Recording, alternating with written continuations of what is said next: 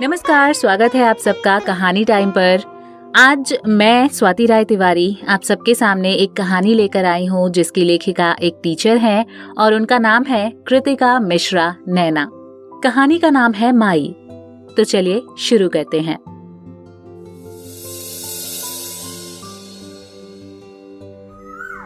रानो स्कूल से घर आई तो उसका चेहरा पीला पड़ रहा था।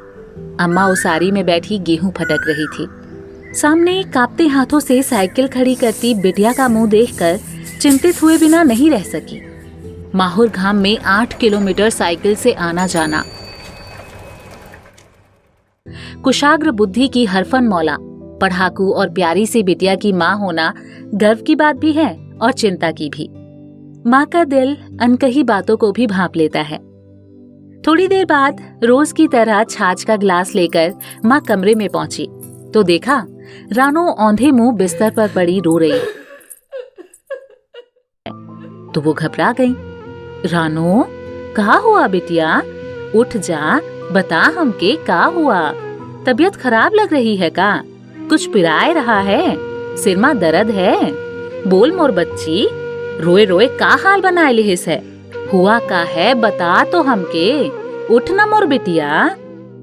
अम्मा का दुलार भरा स्पर्श पाकर रानो बिलख उठी। अम्मा, हम कल से स्कूल नहीं जाएंगे। आए, स्कूल नहीं जाएगी? लेकिन काहे? खुद ही तो कारण मचाए रखी थी कि 10वीं बाद कस्बा पर स्कूल जाएंगे।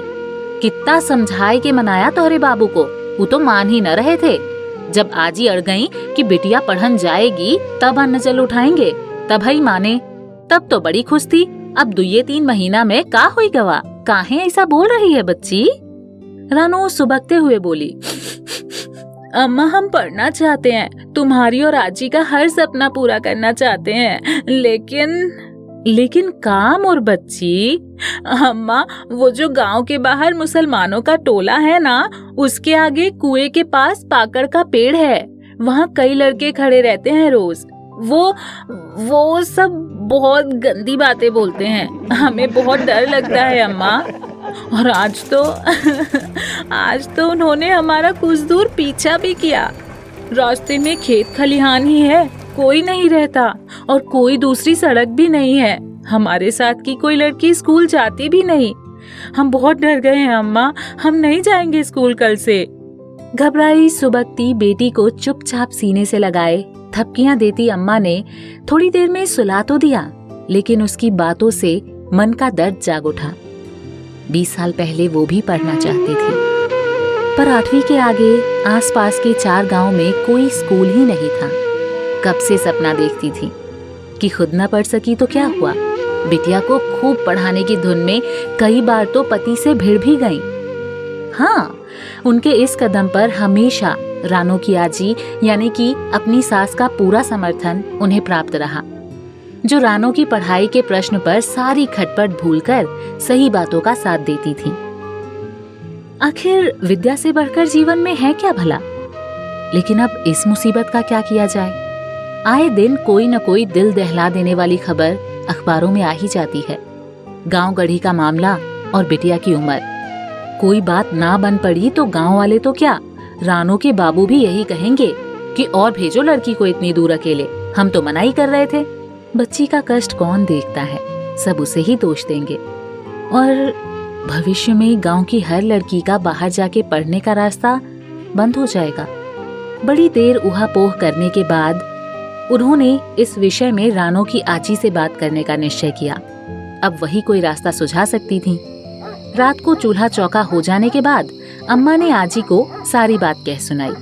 आजी बड़ी देर तक सोचती रही, फिर बोली, बहुरिया, बिटिया से कह दे कल सवेरे जरूर स्कूल जाई हैं। कोनो डराए की बात ना है।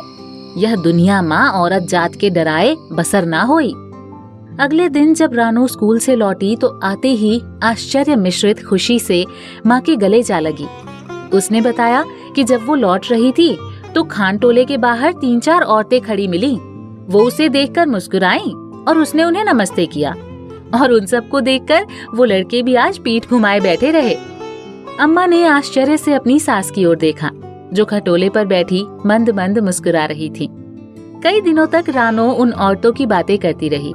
धीरे धीरे वे सब उससे बातचीत करने लगी और वो भी बाकायदा उन्हें फुआ, चाची, बाजी कहकर पुकारने लगी।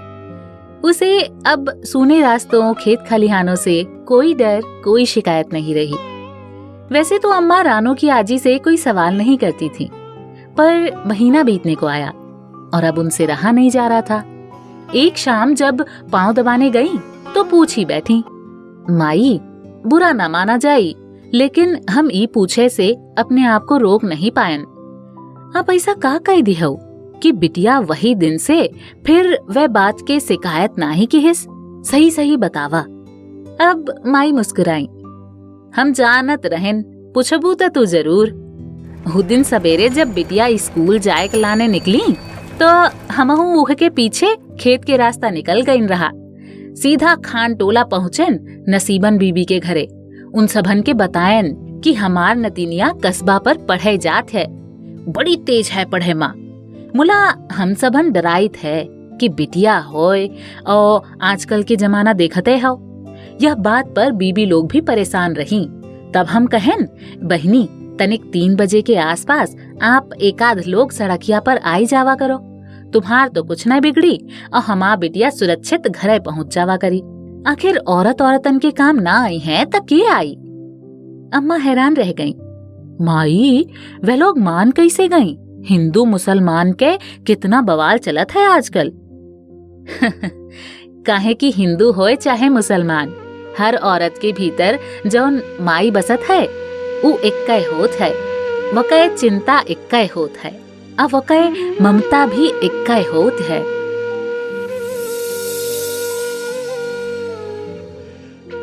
उम्मीद करती हूँ आपको ये कहानी पसंद आई होगी, और अगर आपको ये कहानी पसंद आ रही है तो हम आगे और भी कहानियाँ लेकर हाजिर होंगे। आप हमें कमेंट बॉक्स में ज़रूर बताइएगा कि कैसी लगी आपको ये कहानी, और अगर आपको ये कहानियाँ पसंद आ रही हैं तो प्लीज़ हमारे चैनल को सब्सक्राइब कीजिए और बेल के आइकन को प्रेस कर दीजिएगा, जिससे कि आगे आने वाली कहानियों की नोटिफिकेशंस आपको मिलती रहेंगी।